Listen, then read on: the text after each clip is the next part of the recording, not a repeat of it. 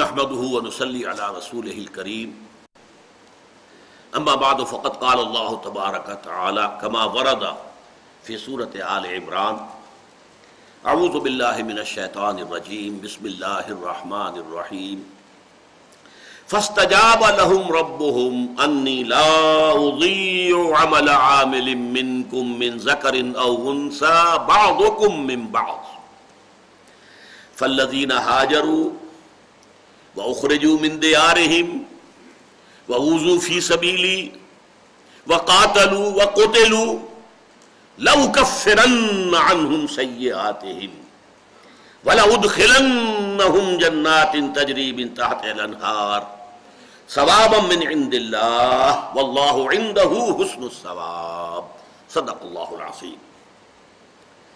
یہ ایک طویل آیت ہے اور اس پر ختم ہوتا ہے ہمارا مطالعہ قرآن حکیم کے منتخب نصاب کے حصہ دوم کا جو دوسرا درس ہے وہ اس آیت پر ختم ہوتا ہے۔ وہ جو دعا آئی تھی اس سے پہلے بڑی عظیم دعا، ربنا اننا سمعنا منادیا ینادی للایمان ان آمنوا بربکم فآمنا ربنا فاغفر لنا ذنوبنا وکفر عنا سیئاتنا وتوفنا مع الابرار ربنا وآتنا ما وعدتنا على رسلك ولا تخزنا یوم القیامہ انک لا تخلف المیعاد۔ اب اس دعا کی تاثیر کا عالم دیکھیے، فوراً اللہ فرما رہا ہے فاستجاب لهم ربهم، بس اللہ نے ان کی دعا کو قبول فرمایا۔ کیوں؟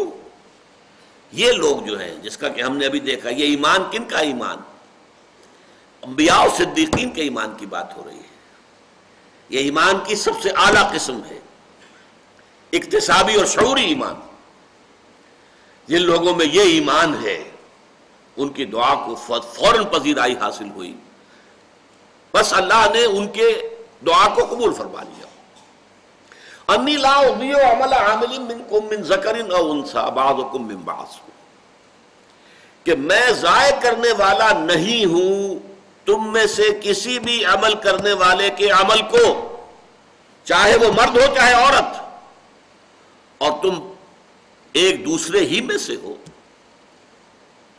آگے بڑھنے سے پہلے اس مسئلے کو پہلے حل کر لیجئے۔ دیکھیے ایک مسئلہ پوری دنیا میں اس وقت بہت اچھلا ہوا ہے، مساوات مرد و زن، اور شریعت اسلامی کو اس اعتبار سے بدنام کیا جاتا ہے کہ یہ در حقیقت میل ڈومینیٹڈ تہذیب ہے اور شریعت ہے اور قانون ہے۔ عورتیں اس میں ڈپریسڈ ہیں، ان کے کوئی حقوق نہیں ہے، ان کی کوئی حیثیت نہیں۔ یہ مسئلہ جو ہے بعض پہلوؤں سے اس آیت کے ٹکڑے کے اندر حل ہوتا ہے۔ قرآن اور اسلام بھی ایک اعتبار سے مرد و زن کی مساوات کے قائل ہیں، مرد اور عورت برابر۔ نمبر ایک، شرف انسانیت میں برابر ہے، وہ بھی انسان یہ بھی انسان، ایز ہیومن بینگز جو بھی انسانیت کا شرف ہے، both share it۔ مرد بھی انسان ہے، ہیومن بینگ ہے، ہومو سیپینس ہے، عورت بھی انسان ہے، ہیومن بینگ ہے، ہومو سیپینس ہے۔ نمبر دو، مورل لیول، اخلاقی اعتبار سے کوئی فرق نہیں مرد میں اور عورت میں۔ نیکی کی بلندیوں تک مرد بھی جا سکتے ہیں، نیکی کی بلندیوں تک عورتیں بھی جا سکتی ہیں۔ مردوں کے لیے جو ان کی اپنی کمائی ہوگی نیکی کی، صرف اسی سے اجر و ثواب ملے گا۔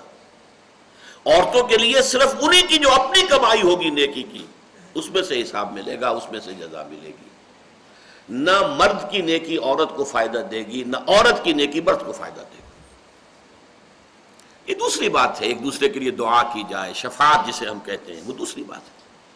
لیکن اصل کیا ہے؟ لیس للانسان الا ما سعی، کسی انسان کے لیے نہیں ہے مگر صرف وہ شے جس کے لیے اس نے محنت کی ہے، جس کے لیے اس نے قربانی دی ہے، جس کے لیے اس نے مشقت کی ہے، سعی کی ہے۔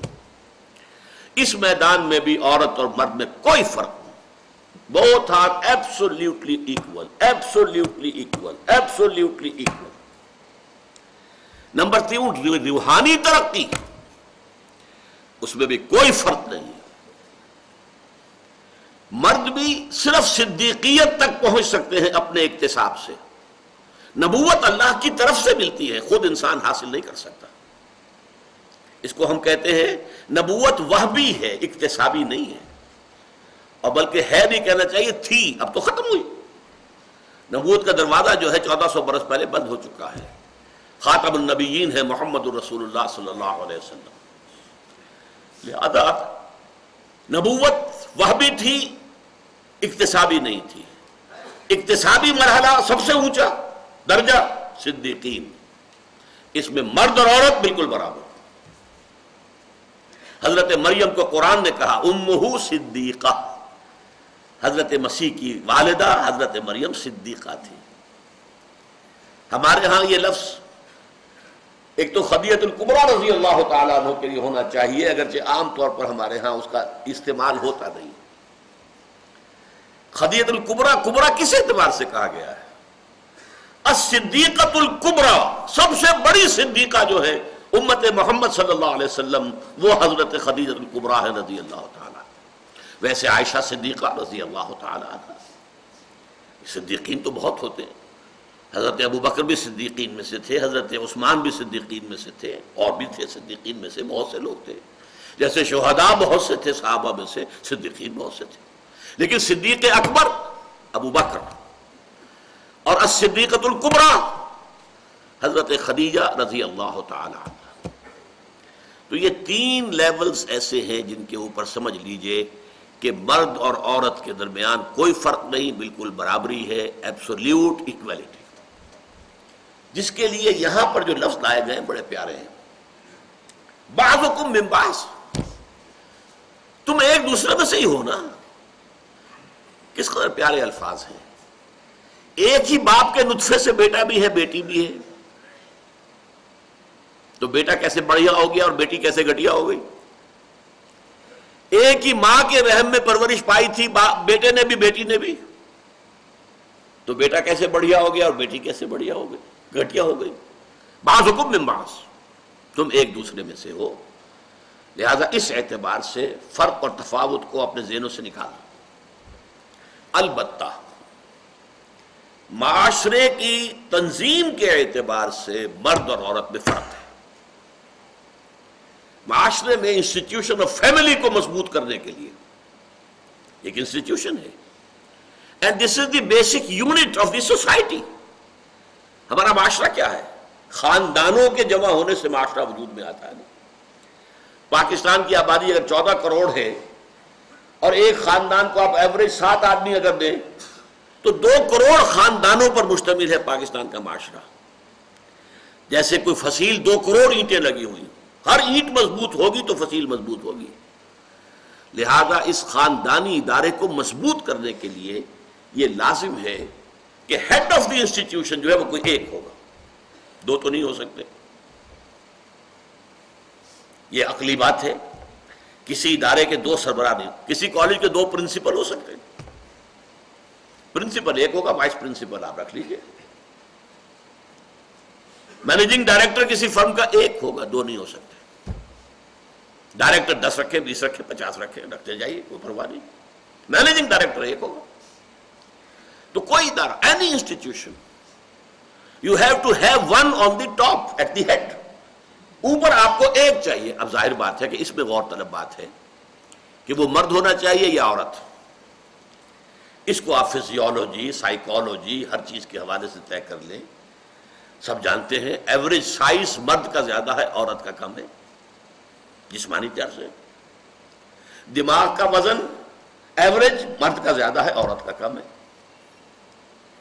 مرد میں فعالیت ہے، عورت میں انفعالیت ہے. یہ نفسیاتی طور پر بات ہے.